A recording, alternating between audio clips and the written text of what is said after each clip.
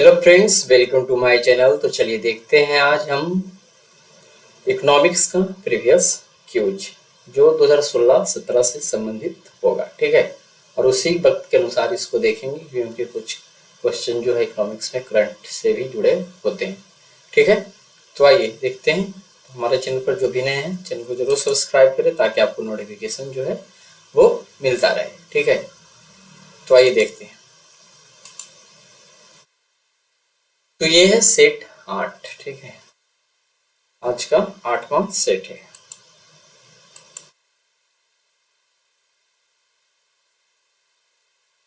तो आइए देखते हैं set 8वां।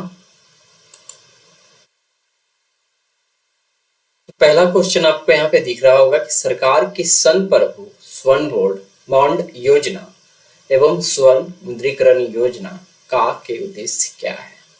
Sovereign gold bond scheme और गोल्ड मोनेटाइजेशन स्कीम आखिर है क्या। तो पहला क्या कथन बोल रहा है, भारतीय गृहस्थों के पास निष्क्रिय पड़े स्वर्ण को अर्थव्यवस्था में लाना। तो ये है इस योजना का लक्ष्य। ठीक है, फिर बोल रहा है स्वर्ण यानी सोना आभूषण के क्षेत्र में एफडीआई को प्रोत्साहित करना। तो ऐसा कुछ लक्ष्य नहीं है कि स्वर्ण के क्षेत्र में एफडीआई को प्रोत्साहित किया जाए, क्योंकि एफडीआई क्या होता है, विदेशी पूंजी होता है, तो उसको इस क्षेत्र में लाने की जरूरत। कह रहा है स्वर्ण आयात पर भारत की निर्भरता में कमी लाना। तो क्या होता है कि भारतीय लोग सोना चांदी ये सब खरीद के रख लेते हैं, घर में पड़ा रहता है, उसका अर्थव्यवस्था में कुछ यूज नहीं होते रहता है। तो यदि ये यूज होगा तो क्या बोल रहा है, स्वर्ण आयात पर भारत की निर्भरता में कमी लाना। ये दो कथन क्या है, सही है। एक और 3 होना चाहिए।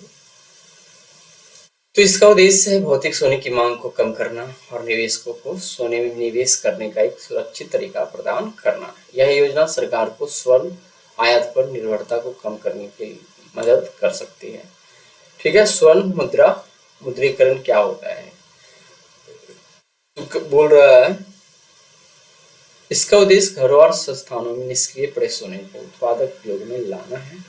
यह योजना लोगों को अपने सोने को बैंकों में जमा करने और उस पर ब्याज अर्जित करने के लिए प्रोत्साहित करती है, जिससे अर्थव्यवस्था में सोने की उपलब्धता बढ़ जाती है। कथन 2 गलत है, क्योंकि इन योजनाओं का मुख्य उद्देश्य स्वर्ण और आभूषण के क्षेत्र में एफडीआई को प्रोत्साहित करना नहीं है, बल्कि ये योजनाएं घरेलू सोने के उपयोग को बढ़ावा देने और स्वर्ण आयात पर निर्भरता केंद्रित है।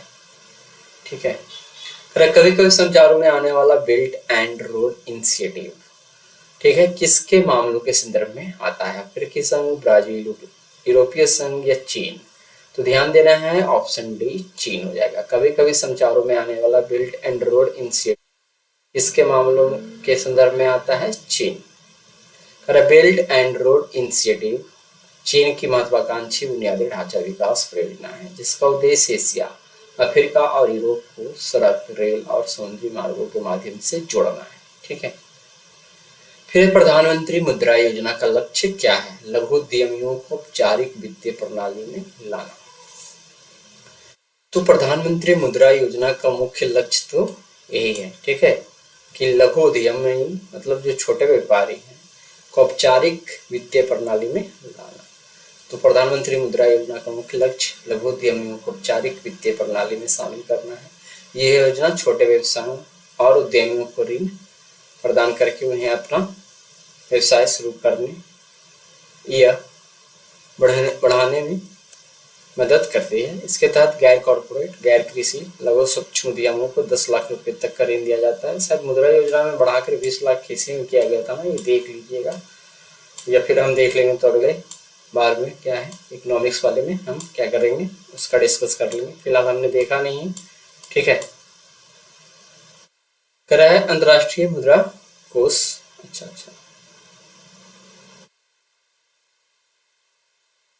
वैश्विक वित्तीय स्थिरता report, global financial stability report किसके द्वारा दिया, यूरोपीय केंद्रीय बैंक, भी है अंतर्राष्ट्रीय मुद्रा कोष, अंतर्राष्ट्रीय पुनर्निर्माण एवं विकास बैंक, आर्थिक सहयोग तथा विकास संगठन। तो आंसर क्या होगा, ऑप्शन बी अंतर्राष्ट्रीय मुद्रा कोष। ठीक है, तो वैश्विक वित्तीय स्थिरता रिपोर्ट अंतर्राष्ट्रीय मुद्रा कोष द्वारा वर्ष में 2 बार प्रकाशित की जाती है। यह रिपोर्ट वैश्विक वित्तीय बाजारों की स्थिरता का आकलन करती है और संभावित जोखिमों की पहचान करती है। रीजनल कॉम्प्रिहेंसिव इकोनॉमिक पार्टनरशिप प्राय संचारों में देशों के एक समूह के मामले में संदर्भ में आता है।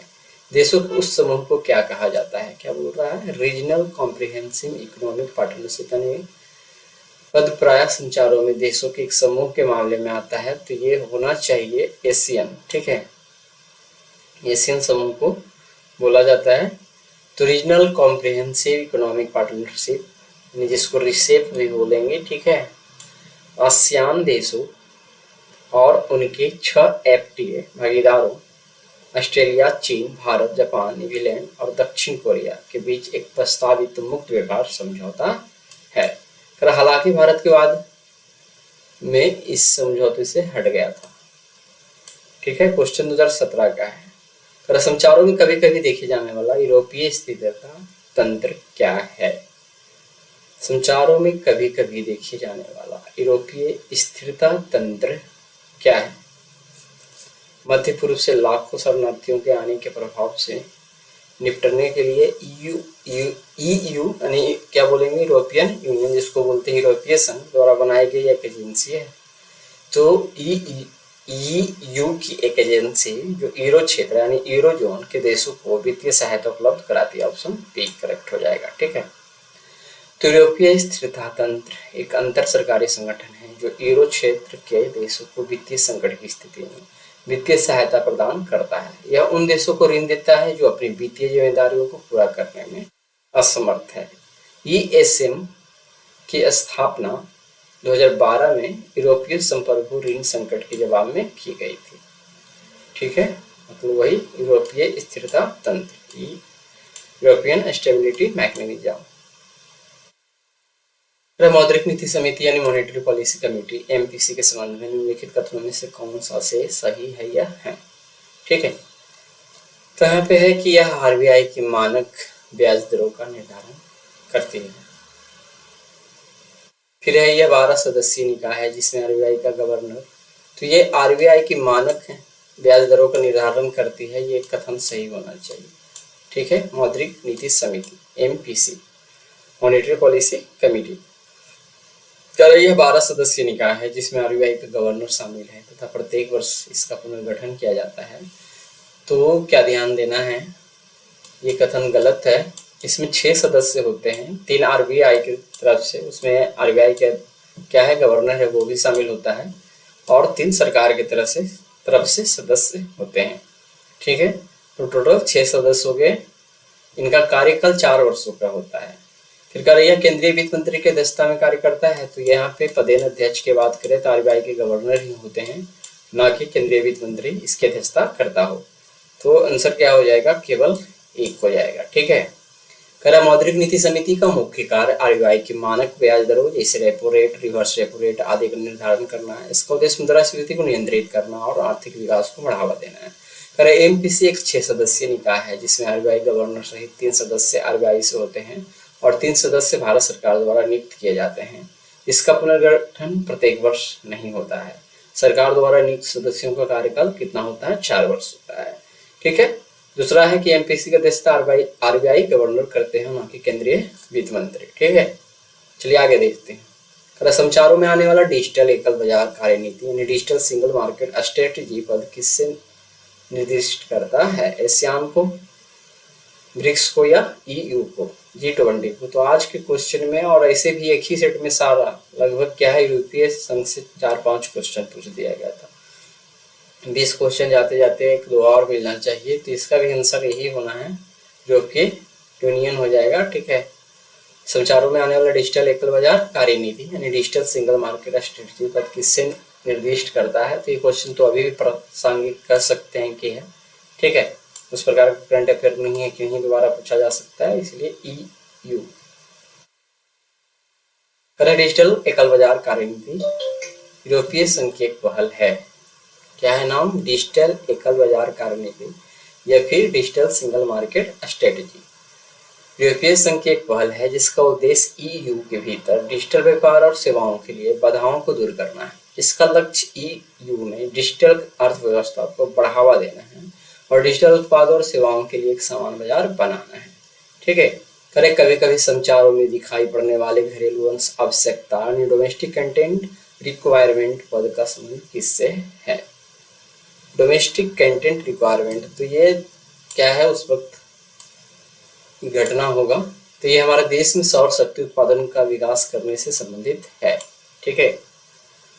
करा घरेलू अंश आवश्यकता डीसीआर का मतलब है कि सौर ऊर्जा परियोजनाओं में उपयोग किए जाने वाले कुछ उपकरणों और सामग्रियों को घरेलू स्तर पर निर्मित होना चाहिए। यह नीति घरेलू सौर ऊर्जा उत्पादन को बढ़ावा देने के लिए बनाई गई है। फिर भारत में लघु वित्तीय बैंकों को स्थापित करने का क्या प्रयोजन है? ठीक है, स्मॉल फाइनेंशियल बैंक्स तो लघु व्यवसाय इकाइयों को ऋण की पूर्ति करता है, यानी छोटे व्यापारियों को ये ऋण की पूर्ति करता है, तो करता है। लघु और सीमांत कृषकों को, छोटा और फिर मध्यम बोल सकते हैं, कृषकों को ऋण की पूर्ति करता है, तो ये भी सही है। युवा उद्यमियों को विशेषतः ग्रामीण क्षेत्रों में व्यापार स्थापित करने के लिए प्रोत्साहित करता है। तो यहाँ क्या, लघु व्यवसाय इकाइयों को ऋण की पूर्ति करता है। फिर है लघु और सीमांत कृषकों को ऋण की पूर्ति करता है, ऋण की पूर्ति करता है, लेकिन फोकस ऐसा नहीं है कि ग्रामीण युवाओं को क्या है, रोजगार स्थापित करने के लिए प्रोत्साहित करे। तो ये काम प्रावधान ऐसा कुछ है नहीं, ये सिर्फ ऋण देने का काम करता है, बाकी प्रोत्साहन अपने लिए। तो हो जाएगा आंसर 1 और 2। जहाँ तक यूपीएससी का जो आंसर है यही दोनों है। तो लघु व्यवसाय इकाइयों की ऋण की पूर्ति करना, एसएफबीएस का लक्ष्य छोटे व्यवसायों को ऋण प्रदान करना है जिन्हें अक्सर पारंपरिक बैंकों से ऋण प्राप्त करने में कठिनाई होती है। फिर लघु और सीमांत कृषकों को ऋण की पूर्ति करना, एसएफबीएस का उद्देश्य छोटे और सीमांत किसानों को ऋण प्रदान करना है ताकि वे अपनी कृषि गतिविधियों को बढ़ा सकें। ठीक है, और ये नहीं था इसलिए इसका डिस्क्रिप्शन हमने ऐड नहीं किया। चलिए आगे देखते हैं। एकीकृत भुगतान अंतरपृष्ठ यूनिफाइड पेमेंट्स इंटरफेरेंस को कार्यान्वित करने में निम्नलिखित में से किसके होने की सर्वाधिक संभाव्यता है? ठीक है, यूनिफाइड पेमेंट्स इंटरफेरेंस को कार्यान्वित करने में, यानी यूपीआई को लाने के लिए या फिर लागू करने के लिए सर्वाधिक संभाव्यता क्या है? क्या है? ऑनलाइन, ये तो अभी लागू ही है, और ऑनलाइन भुगतानों के लिए मोबाइल वॉलेट आवश्यक नहीं होंगे। तो ये कथन सबसे सर्वाधिक उपयुक्त यहाँ पे है। बाकी है लगभग 2 दशकों में पूरी तरह भौतिक मुद्रा का स्थान डिजिटल मुद्रा ले लेगी, तो ये जरूरी नहीं कि ऐसा हो ही जाए, और ये कुछ बड़ा प्रभाव करने वाला है नहीं। एफडीआई अंतर प्रवाह में भारी वृद्धि होगी। फिर निर्धन व्यक्तियों को दान यानी सब्सिडीज का प्रत्यक्ष अंतरण डायरेक्ट ट्रांसफर बहुत प्रभावकारी हो जाएगा। ठीक है, तो प्रत्यक्ष रूप से क्या है, यदि सर्वाधिक संभाव्यता है तो वही है ऑनलाइन भुगतानों के लिए मोबाइल वॉलेट आवश्यक नहीं होंगे। करा है यूपीआई एक रियल टाइम पेमेंट सिस्टम है जो विभिन्न बैंकों के खातों को एक मोबाइल एप्लीकेशन के माध्यम से जोड़ता है। कई उपभोक्ताओं को अपने बैंक खाते से सीधे पैसे भेजने और प्राप्त करने की अनुमति देता है बिना किसी मध्यस्थ की आवश्यकता के, यानी वैलिडेशन तैयार करने की जरूरत भी नहीं पड़ता है। प्रत्यक्ष बैंक खाता लिंकेज क्या है? यूपीआई सीधे आपके बैंक खाते से जुड़ा होता है। जब आप यूपीआई का उपयोग करके भुगतान करते हैं तो पैसा सीधे आपके बैंक खाते से डेबिट होता है और प्राप्तकर्ता के बैंक खाते में क्रेडिट हो जाता है। पर मोबाइल वॉलेट की गैर जरूरत क्या है? पारंपरिक रूप से ऑनलाइन भुगतान के लिए अक्सर मोबाइल वॉलेट की आवश्यकता होती थी पहले। ठीक है, बहुत सारा पेमेंट ऐप जो था वॉलेट की व्यवस्था भी करता था, और आपको पहले अपने वॉलेट में पैसे जोड़ने पड़ते थे और फिर उसे वॉलेट से भुगतान करना होता था। पर यूपीआई इस प्रक्रिया को सरल बनाता है। ठीक है, कम मध्यस्थता, चूंकि यूपीआई सीधे बैंक खाते को जोड़ता है इसीलिए मोबाइल वॉलेट जैसे मध्यस्थता को कम कर देता है, जिससे लेन देन अधिक तेजी से और सुरक्षित हो जाते हैं। व्यापक स्वीकृति, यूपीआई की लोकप्रियता और स्वीकृति में वृद्धि के साथ अधिकांश ऑनलाइन व्यापारी अब यूपीआई भुगतान स्वीकार करते हैं। इसका मतलब है कि आप विभिन्न प्रकार के ऑनलाइन आवेदन के लिए सीधे अपने बैंक खाते से भुगतान कर सकते हैं। तो राष्ट्रीय निवेश और अवसंरचना निधि के संदर्भ में निम्नलिखित कथनों में से कौन सा सही है? कह रहा है यह नीति आयोग का एक अंग है, तो ये गलत है। ये एक निवेश कोष है सरकार का, नीति आयोग का ये अंग नहीं है। ठीक है, राष्ट्रीय निवेश अवसंरचना निधि वर्तमान में इसकी कॉस्ट 4 लाख करोड़ रुपए है, तो उस वक्त भी नहीं था, अभी है कि नहीं कह सकते हैं। ठीक है, अभी भी नहीं होना चाहिए, करा राष्ट्रीय निवेश और अवसंरचना निधि, ठीक है, जिसको NIIF बोलेंगे, यानी कि national investment and infrastructure fund, NITI Aayog का अंग नहीं है। यह भारत सरकार द्वारा स्थापित एक निवेश कोष है जो ढांचागत परियोजनाओं में निवेश करता है। पर NIIF का कॉर्पस 4 लाख करोड़ नहीं है। 2015 में स्थापित सरकार ने NIIF में 20,000 करोड़ का निवेश किया है और इसका लक्ष्य विभिन्न स्रोतों से अतिरिक्त धन जुटाना है। ठीक है, तो शुरुआत इतना से हुआ था। हालांकि इसका कुल पूंजी कॉप्स में से यहाँ पे वही होगा, पूंजी 4 लाख करोड़ नहीं है। सार्वभौम अवसंरचना सुविधा यानी ग्लोबल इंफ्रास्ट्रक्चर फैसिलिटी आखिर है क्या? सार्वभौम अवसंरचना सुविधा, तो ये क्या है? गैर सरकारी क्षेत्र और संस्थागत निवेशकों की पूंजी का संग्रहण कर सकने के लिए विश्व बैंक का सहयोग है, जो जटिल अवसंरचना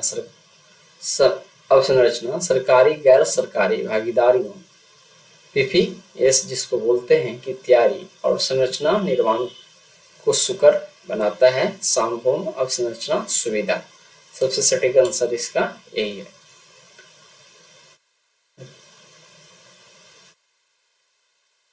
तो ग्लोबल इंफ्रास्ट्रक्चर फैसिलिटी विश्व बैंक द्वारा समर्थित एक पहल है। इसका उद्देश्य निजी क्षेत्र और संस्थागत निवेशकों से पूंजी जुटाता है।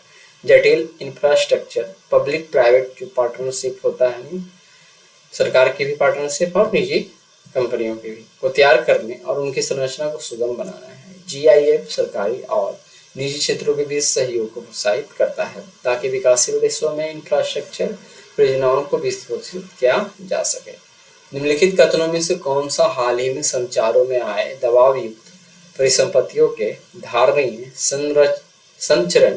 संरक्षण पद्धति scheme for sustainable structuring of stressed assets S4A का सर्वोत्कृष्ट वर्णन करता है? क्या है? निम्नलिखित कथनों में से कौन सा हाल ही में संचारों में आए, ठीक है, 2017 में हाल में उस वक्त का है, दबावयुक्त परिसंपत्तियों के धार्मिक संरचन पद्धति यानी scheme for sustainable structuring of stressed assets. तो आइए इसका देखते हैं आखिर आंसर क्या था। यह सरकार द्वारा निरूपित विकास परियोजनाओं की पारिस्थितिकी कीमतों पर विचार करने की पद्धति है। यह वास्तविक कठिनाइयों का सामना कर रही बड़ी कॉर्पोरेट इकाइयों की वित्तीय संरचना की पुनर्संरचन अच्छा फिर से निर्माण कर सकते हैं के लिए भारतीय रिजर्व बैंक की स्कीम है। ठीक है, यही ज्यादा ठीक है। यह वास्तविक कठिनाइयों का सामना कर रही बड़ी कॉर्पोरेट इकाइयों की वित्तीय संरचना के पुनर्संरचना यानी कि फिर से निर्माण करने के लिए भारतीय रिजर्व बैंक की स्कीम है। आइए देखते हैं। Scheme for sustainable structuring of stressed assets S4A। S4 क्यों? सस्टेनेबल स्ट्रक्चरिंग ऑफ, फिर यहाँ स्ट्रेस्ड है, यहाँ भी एसेट्स है, इसीलिए एसेट्स में तो एक आएगा, बाकी 4 यहाँ पे स्कीम है। ठीक है, इसलिए हम इधर नहीं देखे थे। 1 2 3 4 एसेट्स द्वारा शुरू की गई एक योजना थी। इसका उद्देश्य उन बड़ी कॉर्पोरेट इकाइयों की वित्तीय संरचना का पुनर्गठन करना था जो वास्तविक वित्तीय कठिनाइयों का सामना कर रही थी। इस योजना के तहत बैंकों को यह अनुमति दी गई थी कि वे कंपनियों के ऋण को इक्विटी में परिवर्तित कर सके, जिससे कंपनियों पर ऋण का बोझ कम हो सके और वे अपनी वित्तीय स्थिति को सुधार सके। ठीक है, निम्नलिखित में से कौन सा से भारत में 1991 में आर्थिक नीतियों के उदारीकरण के बाद घटित हुए थे? तो 1991 में उदारीकरण को लागू किया गया था, तो उसका क्या क्या प्रभाव हुआ था? GDP में कृषि का अंश बहुत रूप से बढ़ गया था, बृहद रूप से बढ़ गया था, तो ऐसा कुछ नहीं हुआ था, ये गलत है। विश्व व्यापार में भारत के निर्यात का अंश बढ़ गया था, तो ये कुछ सही है। FDI का अंतर प्रवाह इनफ्लो बढ़ गया था, भारत में FDI ज्यादा आने लगा था। भारत का विदेशी विनिमय भंडार बृहद रूप से बढ़ गया था, तो ये भी ठीक है। निर्यात बढ़ा था, तो निर्यात के कारण विदेशी मुद्रा भी तो आया ही होगा, इसीलिए 2, 3, 4 सही हो जाएगा। ठीक है, चलिए अब 5 क्वेश्चन और देखेंगे। लाइट कट गया।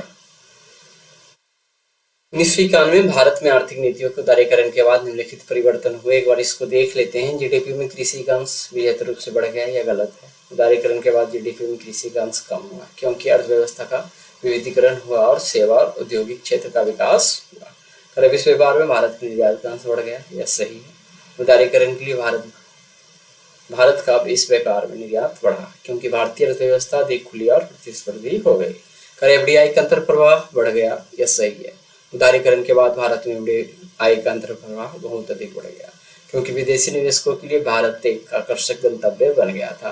पर भारत का विदेशी विनिमय भंडार बहुत रूप से बढ़ गया, यह सही है। उदारीकरण के कारण भारत का विदेशी विनिमय भंडार बहुत अधिक बढ़ गया क्योंकि निर्यात में वृद्धि और एफडीआई के अंतर प्रवाह से देशों में विदेशी मुद्रा की क्षमता बढ़ी। ठीक है, आगे देखते हैं। निम्नलिखित में से कौन सा से भारत में 1991 में आर्थिक नीतियों के उदारीकरण के बाद घटित हुआ? अच्छा, डबल क्वेश्चन आ गया है। फिर अब ये देख लेते हैं। वस्तु एवं सेवा कर goods and service tax GST के क्रियान्वित किए जाने का के सर्वाधिक संभावित लाभ क्या है? तो 2017 में ही जीएसटी आया था। ठीक है, लेकिन एग्जाम लगभग मई के आसपास हो जाता है, ये जून के आसपास शायद आया था। तो उसके क्या क्या लाभ हैं उस पद का क्वेश्चन है। तो क्या था कि यह भारत में बहु प्राधिकरणों द्वारा वसूल किए जा रहे बहुल करों का स्थान लेगा और इस प्रकार एकल बाजार स्थापित करेगा, यानी बहुत सारे टैक्स को मर्ज करना था। यही सब मुख्य बात था। तो पहला कथन तो सही है और यही सही है। ठीक है,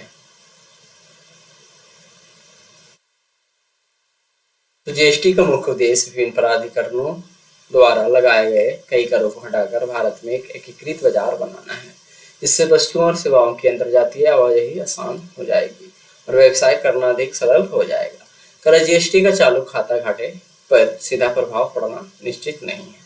यह कई कारकों पर निर्भर करता है, जिनमें निर्यात, आयात और वैश्विक आर्थिक स्थितियां शामिल है। इसलिए यह कहना सही नहीं है कि जीएसटी चालू खाता घाटे को प्रबलता से कम करेगा। ठीक है, उसी प्रकार से एक कथन और था कि जीएसटी निश्चित रूप से भारत की अर्थव्यवस्था की वृद्धि में योगदान देगा, लेकिन यह कहना अतिशयोक्तिपूर्ण होगा कि यह बृहद रूप से बढ़ाएगा और निकट भविष्य में चीन से आगे निकल जाने की योग बनाएगा। कर अर्थव्यवस्था की वृद्धि कई कारकों पर निर्भर करती है और चीन से आगे निकालना एक जटिल प्रक्रिया है जो कई वर्षों में घटित होगी।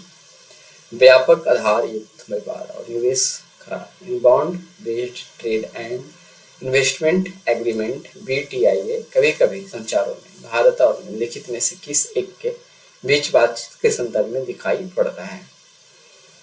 यह भी यूरोपीय संघ होगा। ठीक है, क्या है? व्यापक आधारयुक्त व्यापार और निवेश करार बॉन्ड, जिसको बोलते हैं bond based trade and investment, कभी कभी संचारों में भारत और निम्नलिखित में से किस एक के बीच बातचीत के संदर्भ में दिखाई पड़ता है? यूरोपीय संघ।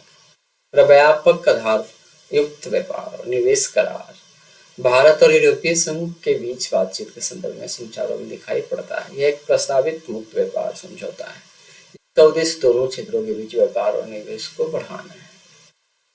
निम्नलिखित कथनों पर विचार कीजिए। भारत ने डब्ल्यूटीओ के व्यापार सुकर बनाने के करार का अनुसमर्थन किया था।